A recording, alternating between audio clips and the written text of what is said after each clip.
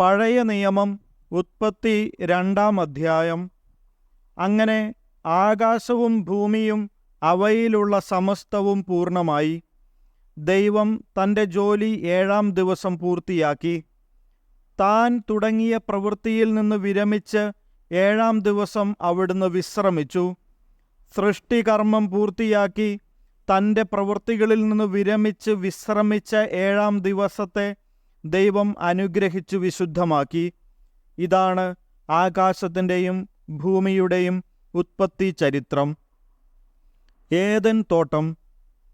ദൈവമായ കർത്താവ് ആകാശവും ഭൂമിയും സൃഷ്ടിച്ച നാളിൽ ഭൂമിയിൽ പുല്ലോ ചെടിയോ മുളച്ചിരുന്നില്ല. കാരണം അവിടുന്ന് ഭൂമിയിൽ മഴ പെയ്യിച്ചിരുന്നില്ല. കൃഷി ചെയ്യാൻ മനുഷ്യനുണ്ടായിരുന്നുമില്ല.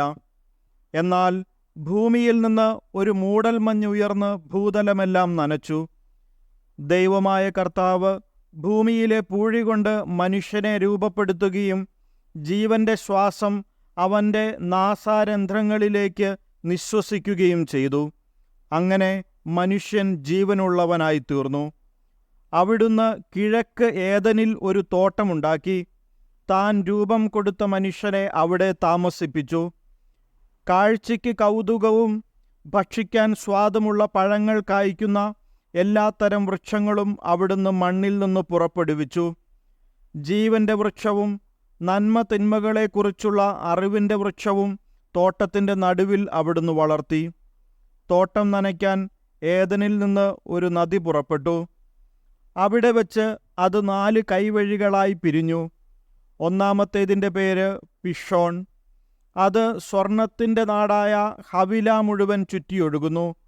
ആ നാട്ടിലെ സ്വർണം മേൽത്തരമാണ്. അവിടെ സുഗന്ധദ്രവ്യങ്ങളും പവിഴക്കല്ലുകളുമുണ്ട്. രണ്ടാമത്തെ നദിയുടെ പേര് ഗിഹോൺ. അത് കുഷ് എന്ന നാടിനെ ചുറ്റിയൊഴുകുന്നു. മൂന്നാമത്തെ നദിയുടെ പേര് ടൈഗ്രിസ്. അത് അസീറിയയുടെ കിഴക്കുഭാഗത്തോടു കൂടി ഒഴുകുന്നു. നാലാമത്തെ നദി യൂഫ്രട്ടീസ്. ഏദൻ തോട്ടം കൃഷി ചെയ്യാനും സംരക്ഷിക്കാനും ദൈവമായ കർത്താവ് മനുഷ്യനെ അവിടെയാക്കി. അവിടുന്ന് അവനോട് കൽപ്പിച്ചു, തോട്ടത്തിലെ എല്ലാ വൃക്ഷങ്ങളുടെയും ഫലം ഭക്ഷിച്ചുകൊള്ളുക. എന്നാൽ നന്മ തിന്മകളെക്കുറിച്ചുള്ള അറിവിൻ്റെ വൃക്ഷത്തിലെ ഫലം നീ തിന്നരുത്. തിന്നുന്ന ദിവസം നീ മരിക്കും. ദൈവമായ കർത്താവ് അരുളിച്ചെയ്തു, മനുഷ്യൻ ഏകനായിരിക്കുന്നത് നന്നല്ല. അവന് ചേർന്ന ഇണയെ ഞാൻ നൽകും. ദൈവമായ കർത്താവ് ഭൂമിയിലെ സകല മൃഗങ്ങളെയും ആകാശത്തിലെ സകല പക്ഷികളെയും മണ്ണിൽ നിന്ന് രൂപപ്പെടുത്തി. അവയ്ക്ക് മനുഷ്യൻ എന്തു പേരിടുമെന്നറിയാൻ അവിടുന്ന് അവയെ അവൻ്റെ മുമ്പിൽ കൊണ്ടുവന്നു. മനുഷ്യൻ വിളിച്ചത് അവയ്ക്ക് പേരായി തീർന്നു. എല്ലാ കന്നുകാലികൾക്കും ആകാശത്തിലെ പറവകൾക്കും വയലിലെ മൃഗങ്ങൾക്കും അവൻ പേരിട്ടു. എന്നാൽ തനിക്കിണങ്ങിയ തുണയെ കണ്ടില്ല. അതുകൊണ്ട് ദൈവമായ കർത്താവ് മനുഷ്യനെ ഗാഠനിദ്രയിലാഴ്ത്തി. ഉറങ്ങിക്കിടന്ന അവൻ്റെ വാരിയെല്ലുകളിൽ ഒന്നെടുത്തതിനു ശേഷം അവിടം മാംസം കൊണ്ട് മൂടി. മനുഷ്യനിൽ നിന്നെടുത്ത വാരിയെല്ലുകൊണ്ട് അവിടുന്ന് ഒരു സ്ത്രീക്ക് രൂപം കൊടുത്തു. അവളെ അവൻ്റെ മുമ്പിൽ കൊണ്ടുവന്നു. അപ്പോൾ അവൻ പറഞ്ഞു, ഒടുവിൽ ഇതാ എൻ്റെ അസ്ഥിയിൽ നിന്നുള്ള അസ്ഥിയും മാംസത്തിൽ നിന്നുള്ള മാംസവും.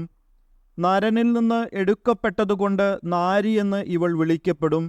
അതിനാൽ പുരുഷൻ മാതാപിതാക്കളെ വിട്ട് ഭാര്യയോട് ചേരും.